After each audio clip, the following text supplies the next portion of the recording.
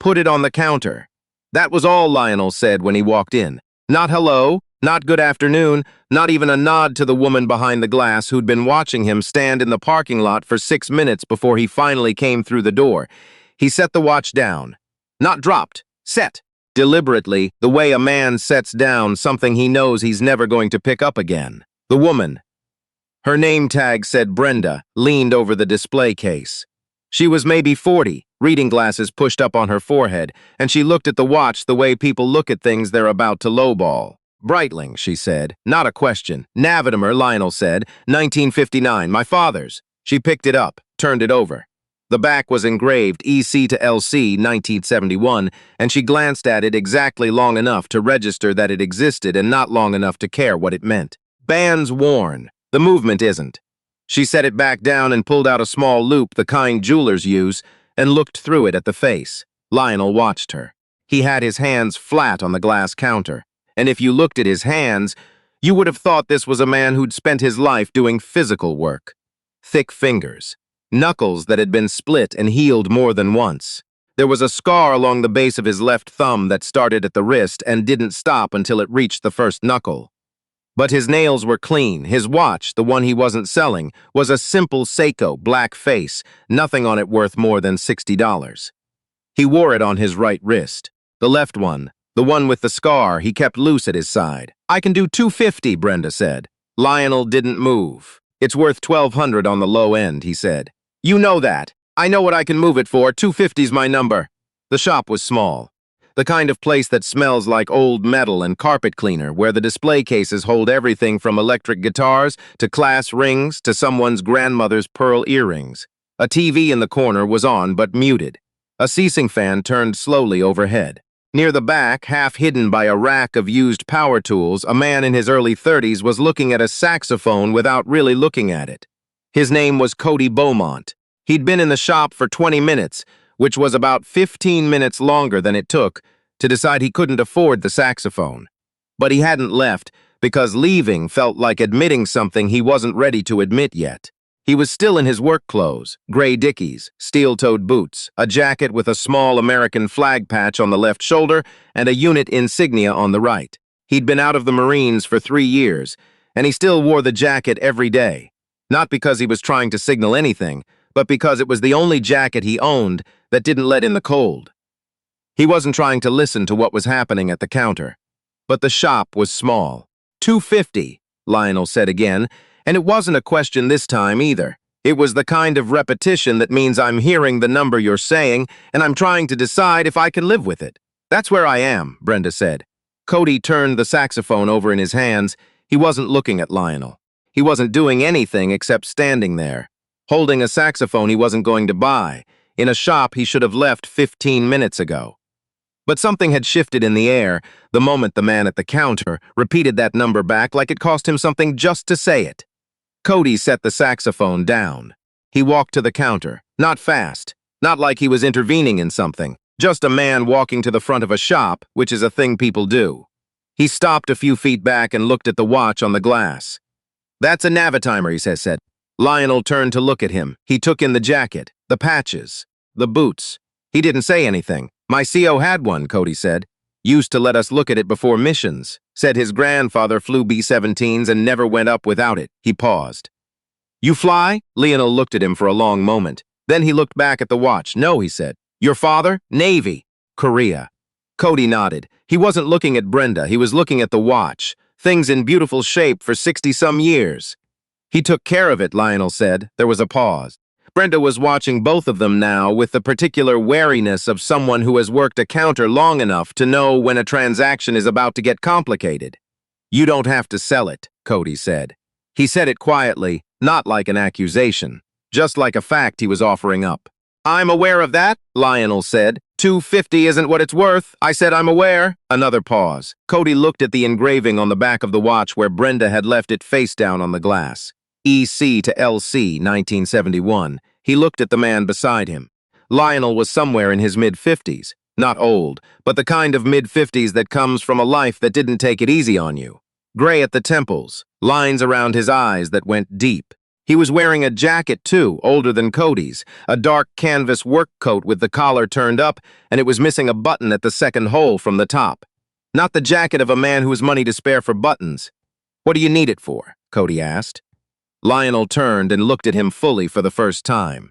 His expression wasn't angry. It wasn't offended. It was the expression of a man who has been asked a question he's been hoping nobody would ask, because once you say the answer out loud, it becomes a different kind of real. "Electricity," he said, "and about 3 weeks of groceries." He said it the way men of a certain generation say things like that, flat, factual, stripped of everything except the information itself. Like if he said it without any emotion attached, it would stay at the level of logistics and not drop down into the place where it actually lived, which was somewhere considerably more painful. Cody didn't say anything for a moment. Then he said, "How much do you need?" "Don't," Lionel said. "I'm just asking. I know what you're doing. Then answer the question." Lionel looked at him. There was something in Lionel's eyes that Cody recognized from his years in the service. The look of a man who has spent his entire life being competent and capable and self-sufficient, who has built his identity around never being the one who needs help, and who is now standing in a pawn shop at 2 in the afternoon trying to sell his dead father's watch for $250. The look wasn't shame, exactly. It was something older than shame. It was the look of a man having an argument with the version of himself he used to be. "400 would cover it," Lionel finally said. "The full amount." Cody reached into his jacket. Lionel put his hand out, not grabbing, just placing it in the space between them. "I don't take charity," he said. "It's not charity." "What is it then?" Cody thought about it. He genuinely did, stood there for a moment with his hand inside his jacket and thought about what the honest answer was. "It's one veteran," he said. "Not letting another veteran sell the only thing his father left him for the price of a used TV. Lionel didn't move. "You don't know me," he said. "I know that watch," Cody said. "And I know what it would take to put it on this counter." The ceiling fan turned. On the muted TV in the corner, a weather forecast was showing. Brenda had gone very still behind the counter, her reading glasses still pushed up on her forehead, watching this the way people watch things that they know they'll be telling someone about later. Lionel looked down at the watch. EC to LCC, 1971. Eugene Calloway to Lionel Calloway. His father had come back from Korea and worked 31 years at a paper mill in Savannah, Georgia, and he had saved for 14 months to buy that watch, and he had given it to his son on the day. Lionel graduated from Georgia Tech with an engineering degree, which was a thing nobody in their family had ever done before. He had held both of Lionel's hands in his, and he had said, "This is yours now. Don't you let it stop." Lionel had not understood at 22 whether his father was talking about the watch or something else. He understood now. He had worn the watch every day for 31 years, right up until he lost his contracting business in 2019. Then he'd put it in a box in the closet because wearing it felt like a reminder of everything he used to be. He'd left it in the box through the lawsuit and the foreclosure, and the 18 months his marriage fell apart in slow motion. And the 2 years after that, when he was doing day labor and trying not to think too hard about the trajectory. He'd taken it out of the box this morning, not to wear it, to bring it here. And now a stranger in a marine jacket was standing next to him at a pawn shop counter, telling him he wasn't going to let that happen. "You can't afford this," Lionel said. It wasn't unkind. It was just, he'd looked at the jacket and the boots, and the way Cody had been looking at that saxophone, the way people look at things they want, but have already talked themselves out of. "Probably not," Cody said. "But I've got 400 in my account right now, and my rent isn't due until the 15th. He paused. "I'd like to loan it to you. You pay me back when you can, if you can. No timeline. That's not a loan. That's a gift with extra steps. Maybe. You want to stand here and argue about what to call it, or you want to take the watch home." For the first time since he'd walked into the shop, something in Lionel's face moved. It wasn't a smile. Not quite. It was the near cousin of a smile, the thing that appears on a man's face when he's working very hard to stay composed, and the effort of it cracks just slightly at the edges. "You're going to be in a tight spot," Lionel said. "I've been in a tight spot before," Cody said. "I'll manage." He pulled out his wallet. He counted out $400 in a combination of 20s and 50s. Cash, the way some people still keep it, the way people keep cash when they've had stretches in their life where they didn't fully trust the bank, and he set it on the counter next to the watch. not toward Brenda. Next to the watch, toward Lionel. Brenda looked at the money. She looked at Lionel.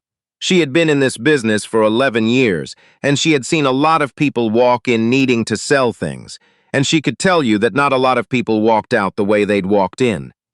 This was going to be one of the exceptions. Lionel looked at the money for a long time. Then he picked up the watch. He held it in his palm for a moment, just held it, the way you hold something when you're relearning the weight of it. Then he put it in his coat pocket. His hand stayed in the pocket for a moment after, just resting there, over the watch. "Eugene Calloway," he said. "That's who it belonged to, my father." Cody nodded. "He would have liked knowing it stayed in the family," Lionel said. "Then, because he was a man who said what he meant, that's what this feels like, for whatever that's worth to you." Cody said it was worth something. They stood there for a moment. Two men in a pawn shop, one of them with $400 less than he'd had, the other with a watch he thought he'd already lost. And then Lionel asked Cody what he did for work. Cody told him, maintenance and facilities at a mid-sized warehouse on the south side of Atlanta. Third shift, not glamorous but steady, and steady was what mattered. "You do electrical?" Lionel asked. "Some. HVAC, plumbing, I picked it up in the service." Lionel nodded slowly. He reached into his coat, the other pocket, the one without the watch, and pulled out a business card. It was slightly bent at one corner, the kind of card that's been living in a pocket for a while. He held it out. Cody took it. Calloway Building Systems. Lionel E. Calloway, P.E., Structural and Mechanical Consulting. He looked up. "You're an engineer?" Cody said. "Was. Am." Lionel looked at the card like he was reminding himself of something. "I'm rebuilding. Got a contract last month. Small commercial renovation, but it's real work. I need somebody who can do mechanical walkthroughs on site." He paused. "Not charity. It's a job. 2 days a week to start. See how it goes." Cody looked at the card again, then at Lionel. "You don't know if I'm any good," he said. "You knew what that watch was, and you knew what it cost me to put it down," Lionel said. "That tells me something about your instincts." He looked at him steadily. A man with good instincts can learn the rest. Cody was quiet for a moment. "I'm not looking for a handout either," he said. "I know that," Lionel said. "That's why I'm not offering one." Outside the shop, the afternoon was gray and cold, the kind of February afternoon in Atlanta that can't decide if it wants to rain or not. Lionel pushed through the door first, and Cody came out after him, and they stood for a moment on the sidewalk doing the thing that people do after a conversation that mattered. The slight awkwardness of not quite knowing how to end it. Because whatever just happened in there didn't fit neatly into any category either of them had a ready-made gesture for. Lionel put out his hand. Cody shook it. "You'll call?" Cody said. "I'll call," Lionel said. They went their separate directions. Lionel walked to a gray Ford pickup, old but clean, and sat behind the wheel for a moment before he started it. He reached into his pocket and took out the watch, held it in his left hand, the one with the scar, and looked at it for a long time. Then he fastened it to his wrist. His father had worn it on the left. He'd always worn it on the right. He switched it. The movement was smooth, still keeping perfect time the way it always had, the way it had kept time through 31 years at a paper mill and 3 tours of sea duty and 1 engineering degree and 1 business built from nothing and one that almost destroyed everything. "Don't you let it stop." He'd heard that 1,000 times in his father's voice over the years, and each time he'd heard it differently. At 22, it was ambition. At 35, it was momentum. At 48, it was stubbornness. Now at 54, sitting in a pawn shop parking lot on a gray February afternoon with a watch he'd almost sold for $250 and $400 in his coat pocket from a stranger who shook his hand like a man. Now it meant something simpler than all of that. It meant, keep going. It meant, you're not done. It meant, the people who gave you things believed you'd be someone worth giving them to, and you do not get to prove them wrong. Cody Beaumont drove home with the heat on and the radio off. He lived 40 minutes south of that pawn shop, in a 2-bedroom apartment he shared with his brother-in-law, and the apartment was fine. It was adequate. It was a place with a roof and a working shower and a refrigerator that held food. And he had learned enough about the distance between having that and not having it to understand that adequate was not something to complain about. He had $312 in his checking account when he pulled into his parking space, which was less than 400 but more than 0. And he'd been in positions where 0 was less theoretical than he liked to think about. He sat in the car for a minute before going inside. He thought about the man at the counter. The flat way he'd said electricity and groceries, like a man reading from a list of facts he hadn't written but couldn't dispute. The way he'd held that watch before he put it in his pocket, not quick, not performative. Just a man relearning the weight of something he'd thought was already gone. Cody had grown up watching his grandfather do that with things. His grandfather had been a man who lost things and got them back and lost them again, and through all of it he'd maintained a particular relationship with objects. Careful with them, not in a precious way, but in the way of someone who understood that things carry the people who owned them before. And if you're not careful, you end up in a pawn shop somewhere, selling off pieces of your own history to keep the lights on. His grandfather had said once the saddest thing he'd ever seen wasn't a funeral. It was a man putting a box of photographs on the curb because he was moving somewhere smaller. Cody had been 12 when his grandfather said that. He hadn't entirely understood it then. He understood it now. He went inside and made coffee and sat at the kitchen table and looked at the business card. Callaway Building Systems. He turned it over. On the back, in small, neat handwriting, the handwriting of someone who learned to write when people took their time with it, was a phone number and a date. Next Thursday. 8 a.m. Lionel had written it before they'd even finished talking. That told Cody something, too. He put the card in the one place in his apartment where he kept things that mattered, a small wooden box on his dresser, the kind you could buy at any craft store for $5, that he'd had since his first deployment and that now held his discharge papers, a photograph of his unit, and a letter from his mother that he'd read so many times the fold lines had gone soft. He put the business card on top of the photograph. He looked at it for a moment, then he closed the box. He showed up Thursday at 7:55 because his grandfather had also said that if you're not 5 minutes early, you're late. And some instructions don't need updating. The address on the card was a commercial building in East Atlanta, a former dry cleaning facility that was being converted into a community health clinic. It was in the early stages, stripped down to studs on the interior, and when Cody walked in through the propped open door, he found Lionel Callaway standing in the middle of the empty main floor with a set of blueprints rolled out on a makeshift table, 2 sawhorses and a sheet of plywood, studying them with a pencil behind his ear and a coffee cup in his hand. He looked different here than he had in the pawn shop. In the pawn shop, he'd looked like a man carrying a weight. Here, he looked like a man in his element, which turns out to be a completely different thing. And the difference was significant. His posture was different. His eyes were different. This was what Lionel Callaway looked like when he was doing what Lionel Callaway was built to do, and the sight of it did something quiet and irreversible to the way Cody had filed away their first meeting. "You're early," Lionel said without looking up from the blueprints. "Habit," Cody said. "Good habit." He did look up then, nodded once. "Come look at this." What followed was 3 hours of the most genuinely interesting work Cody had done since he'd left the service. Lionel walked him through the mechanical systems the building would need. HVAC placement, plumbing runs, electrical load calculations, with the kind of precision and patience that come from someone who learned their craft in the field before they ever put it on paper, and who therefore knew which details were cosmetic and which ones mattered. He explained things once and didn't over-explain. When Cody asked questions, Lionel answered them directly, and then asked one back the way real teachers do. The way that makes you realize the question was actually a test, and you've just told them how much you know. By the end of the morning, Cody understood that he was talking to someone who should have been running a firm, not piecing together contract work. He understood that the thing Lionel had said in the pawn shop, "I'm rebuilding," was both an understatement and a declaration of intent. On the way out, standing in the cold outside the building, Cody asked what had happened. To the business. He didn't dress it up. Lionel was quiet for a moment. "Partner walked with the contracts and the client list," he said. 7 years of work. I should have had better agreements in place, and I didn't, and I paid for that."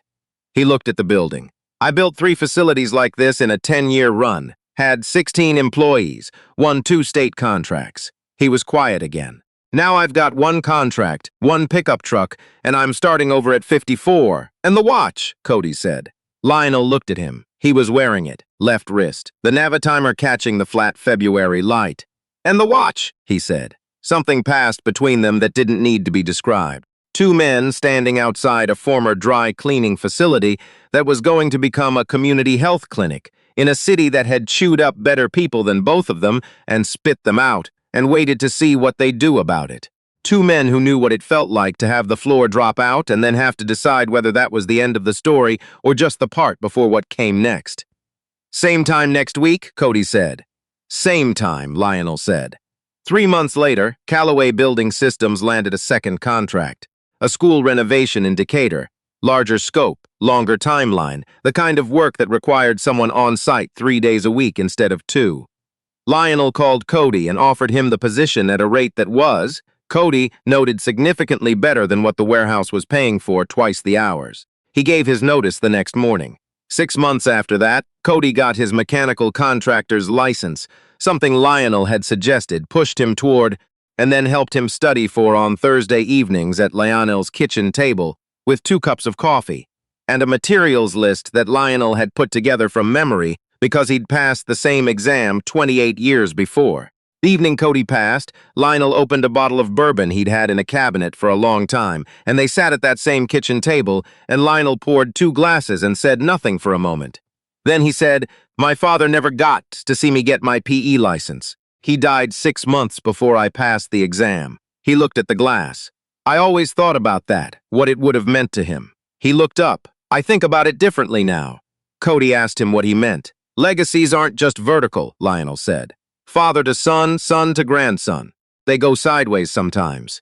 Person to person, stranger to stranger." He set down his glass. "Eugene Callaway worked 31 years in a paper mill so I could be an engineer. I don't think he meant for the line to stop with me." Cody was quiet. "The $400, Lionel said.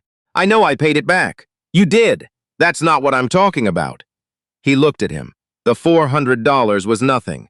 The thing you did, standing there and saying, "I'm not going to let you do this," that was something else. You can't pay that back the same way. You can only pass it forward. He nodded at the contractor's license sitting on the table between them. "That's you starting to do that," he said. "Don't lose track of what that is." The pawn shop on Moreland Avenue is still there. Brenda still works the counter most days, reading glasses pushed up on her forehead. She doesn't remember every person who's come through. That's not a criticism, it's just what happens when you work a counter long enough. The transactions blur together. The things blur together. Most days it's just objects and numbers, and you do your job and go home. But she remembers a Breitling Navitimer on a gray Tuesday in February. She remembers a man with a scar on his left hand who set it on the glass counter with the deliberate care of someone placing something they might not ever touch again. And she remembers a younger man in a military jacket who walked up beside him and didn't look at her once. She told her daughter about it that night. She's told a few people since then. Not because it was dramatic, it wasn't, particularly. 2 men talking at a counter, a small amount of money changing hands, a watch going back into a pocket instead of into a case. But she's told people about it because there are moments in ordinary places that stick to you, and you can't always explain why, except that something in the room shifted and you felt it even from the other side of the glass. She told her daughter, "Next time you see someone running out of options right in front of you, don't look the other way. You might be standing there for a reason." Her daughter asked what she meant. She thought about it.